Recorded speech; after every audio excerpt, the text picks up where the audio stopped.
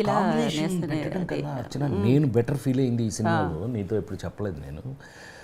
మనకి తగినటువంటి క్యారెక్టర్స్, తగినటువంటి కథ, మన ఇద్దరమే ఎందుకు ఉండాలి అనే దాని మీద వచ్చిన ఆ కథ యొక్క కంటెంట్ ఏదైతే ఉందో అమ్మాయి, మీరు సినిమా చూస్తే మీరు కూడా అలాగే అంటారు, అమ్మ కరెక్ట్ అండి, మీ ఇద్దరి మీద ఎక్కడి నుంచి ఎక్కడికి తీసుకున్నారండి అనేది.